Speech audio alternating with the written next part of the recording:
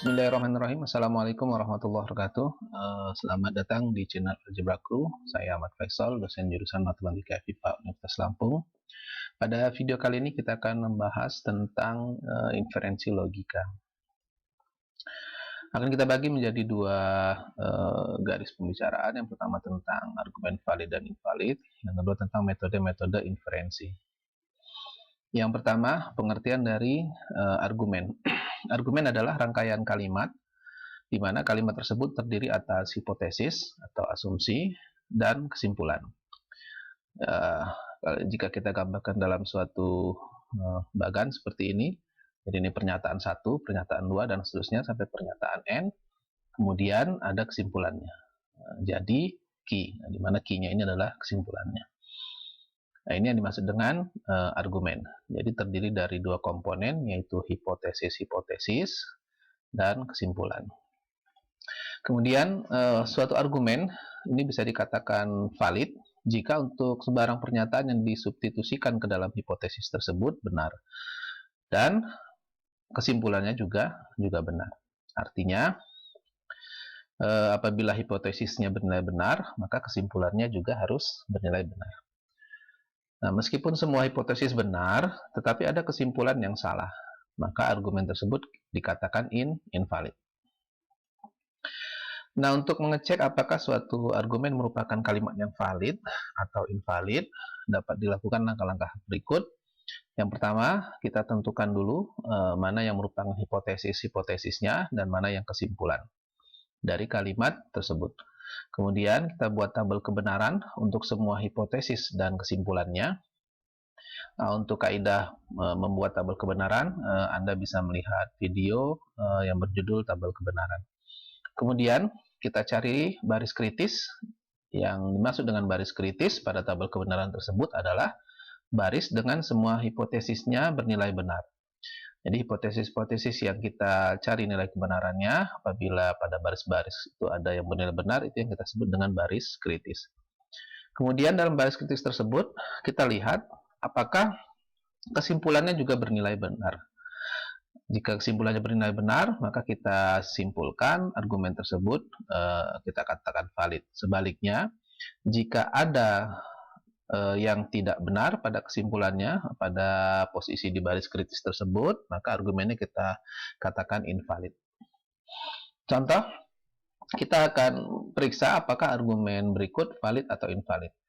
Di mana di sini ada dua hipotesis, jadi P atau Q atau R, kemudian negasi R, dan kesimpulannya adalah P atau Q. Nah, artinya kita harus mencari tabel kebenaran dari hipotesis-hipotesis ini, dan juga nilai kebenaran dari kesimpulannya, yaitu P atau Q. Membuat tabel kebenaran, kembali jika Anda masih belum paham atau lupa, dapat melihat video tentang tabel kebenaran. Nah, dari sini kita lihat ada 3 variabel yang terlibat di sini, yaitu P, Q, dan R. Maka kaidahnya kita akan membuat tabel sebanyak 2 pangkat 3 baris, artinya 8 baris.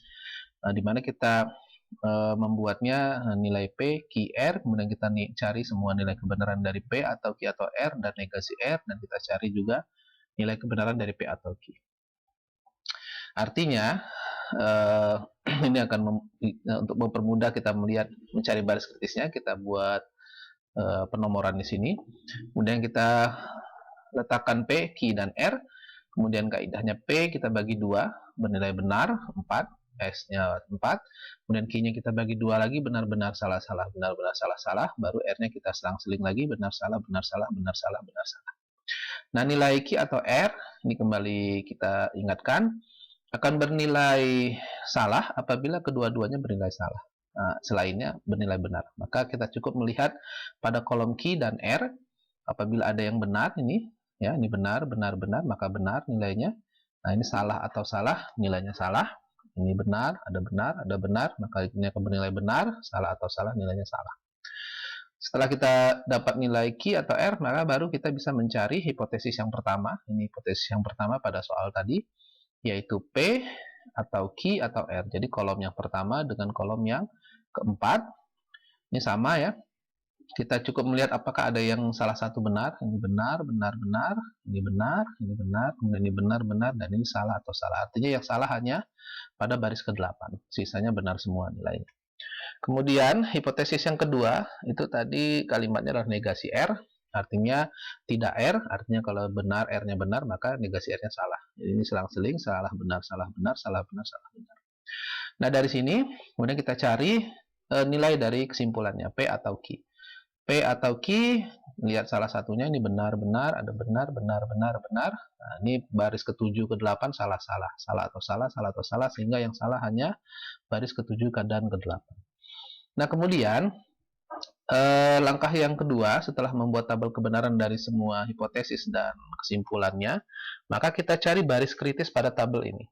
Baris kritis tadi definisinya adalah baris-baris yang hipotesisnya bernilai benar semua. Artinya kita melihat kolom hipotesis pertama dan kedua yang barisnya benar, bernilai benar. Artinya ini ada baris kedua, ini hipotesisnya benar, sama-sama benar, ya. Kemudian baris keempat, ini benar, ini benar. Kemudian baris ke-6, ini benar, ini benar. Sehingga baris kritis adalah baris kedua, baris keempat, dan baris ke-6. Nah, langkah selanjutnya, kita lihat pada baris kritis ini, apakah semua nilai kesimpulannya juga benar. Nah, kita lihat di baris kedua, ini kesimpulannya bernilai benar, baris keempat bernilai benar, dan baris ke-6 bernilai benar. Nah, artinya karena semua kesimpulan pada baris kritis ini benar, maka dapat kita simpulkan argumen tersebut bernilai valid. Contoh yang kedua, kita akan periksa apakah argumen berikut valid atau invalid, di mana hipotesanya adalah jika P maka Q atau negasi R. Hipotesa yang kedua, jika Q maka P dan R, dan kesimpulannya jika P maka R.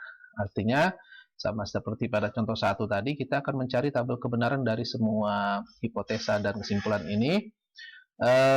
Artinya ada P dan Q, tetap kita akan membuat 8 baris tabel kebenaran 1 sampai 8 di P, Q, R seperti tadi. Kemudian kita cari negasi R, kita cari Q atau negasi R, cari P dan R. Ini berurut harus kita cari terlebih dahulu. Kita merujuk pada hipotesis 1 dan hipotesis 2. Nah, di hipotesis 1 ini kita memerlukan nilai Q atau negasi R, jadi kita cari dulu. Kita perlu nilai negasi R, jadi kita cari dulu negasi R, baru kita bisa memperoleh ini. Ya, jika P maka Q atau negasi R, ini jika P maka Q atau negasi R. Ini kita peroleh nilainya. Kemudian jika Q maka P dan R, nah ini kita dapat nilainya. Jadi hipotesis 1 sudah dapat, hipotesis 2-nya dapat, baru kita cari nilai kesimpulannya, yaitu jika P maka R. Nah, dari sini kita cari baris kritisnya, kita lihat hipotesis-hipotesisnya yang bernilai benar, artinya baris ke-1, kemudian baris ke-4, baris ke-7, dan baris ke-8. Sehingga baris kritisnya adalah baris 1, 4, 7, dan 8.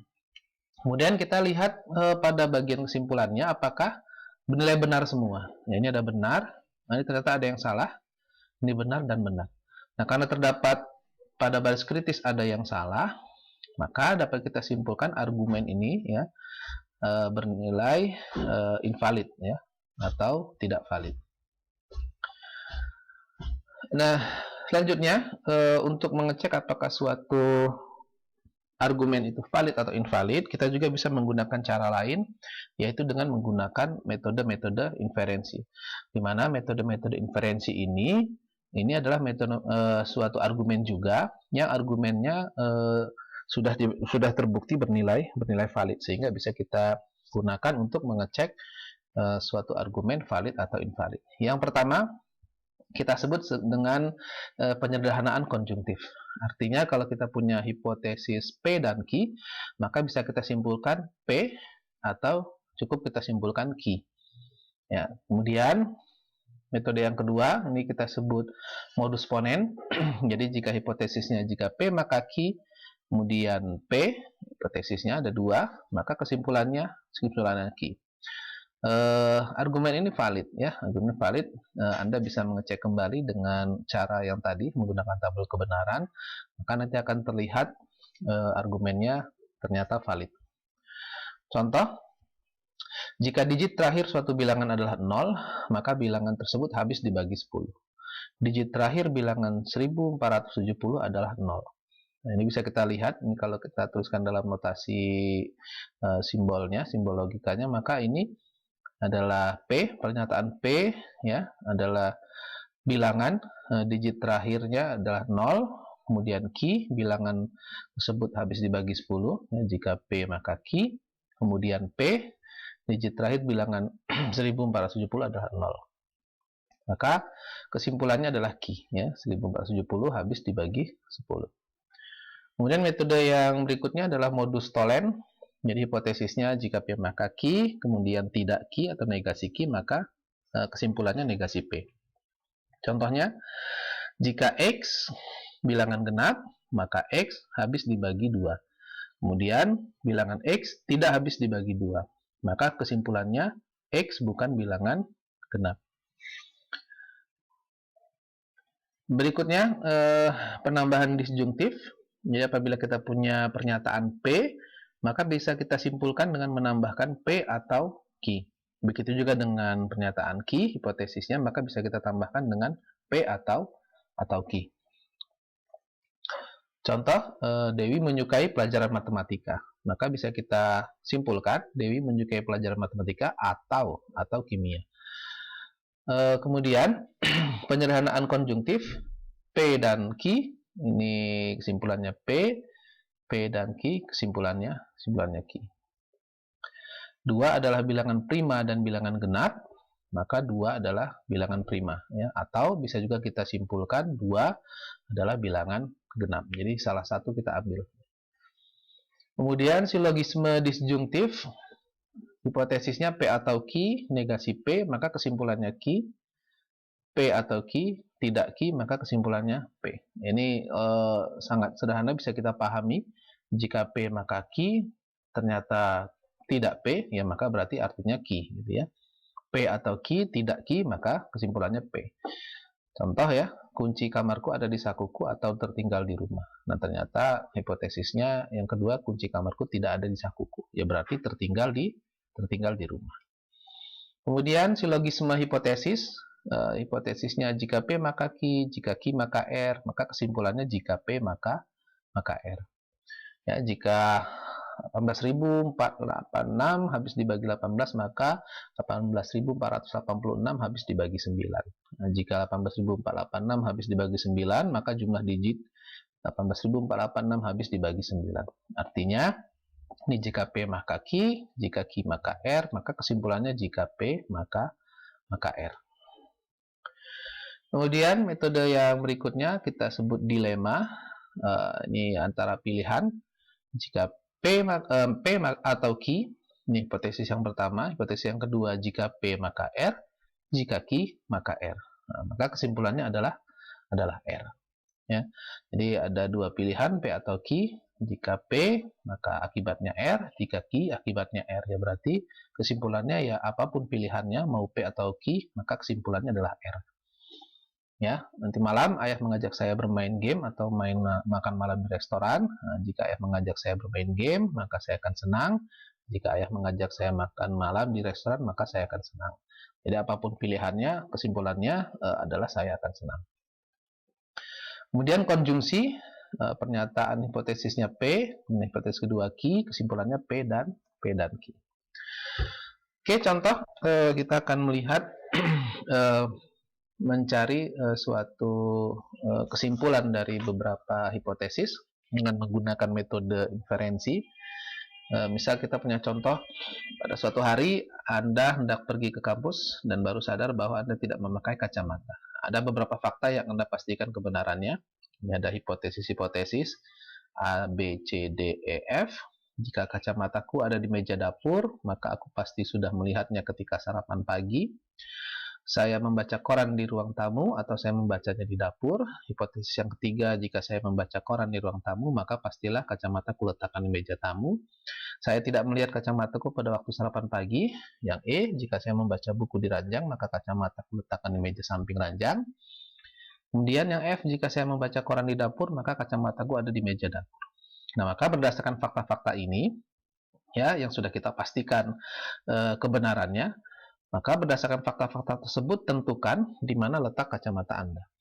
Nah, langkah yang pertama untuk melihat kesimpulan dari fakta-fakta ini, kita harus mengubah dulu kalimat ini ke dalam bentuk simbol-simbol logika ya. Yang pertama, kita misalkan P, ini adalah pernyataan kacamataku ada di meja dapur, kemudian Q, R, S, T, U, dan W, kacamata aku letakkan di meja samping ranjang. Nah, ini kita bisa melihat dari pernyataan hipotesis tadi. Kita cari pernyataan P, kita misalkan Q, misalkan R, S, T, U, dan W. Tentu saja ini pernyataan-pernyataan yang berbeda ada pada hipotesis-hipotesis tadi. Nah, kemudian baru kita sesuaikan dengan kalimat hipotesis dari A sampai F tadi ke dalam simbol-simbol logikanya. Sehingga fakta-fakta tadi atau hipotesis-hipotesis tadi kalau kita tuliskan dalam simbol logika, maka akan menjadi jika P maka Q, yang B R atau S, yang C R jika R maka T, yang D-nya negasi Q, yang E jika U maka W, yang F jika S maka P.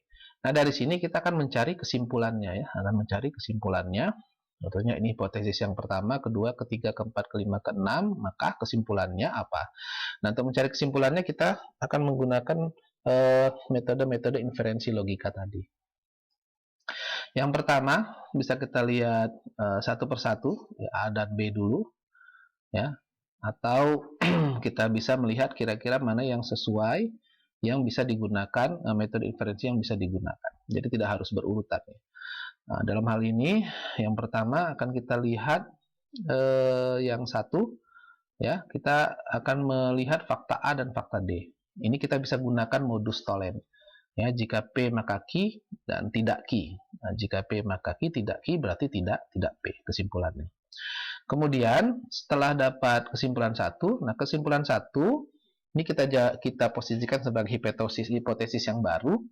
Kemudian kita sandingkan dengan fakta yang F.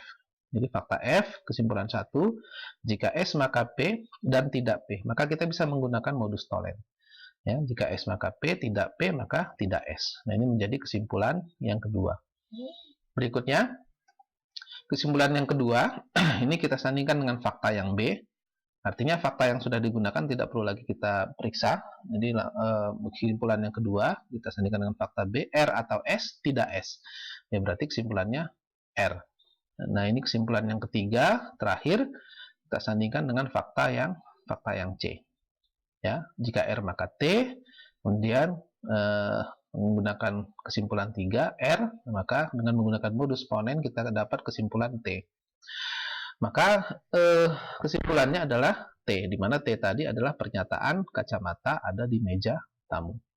Nah, dari sini bisa kita lihat yang kita gunakan tadi hanya fakta B, fakta C, kemudian fakta A, fakta D, dan fakta F.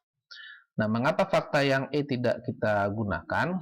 Ya, artinya jika memang dari fakta itu ada yang tidak bisa disandingkan, ya tidak masalah selama metode inferensi yang kita gunakan itu tepat. Ya. Artinya kalau kita lihat tadi fakta yang E, ya, jika U maka W, ya ini U dan W ini kan tidak berkaitan dengan variabel-variabel yang lain yang ada di sini.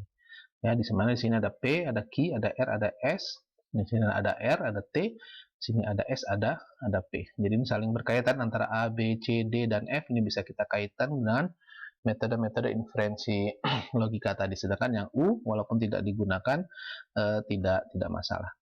Sehingga kesimpulannya kacamata ada di meja tamu.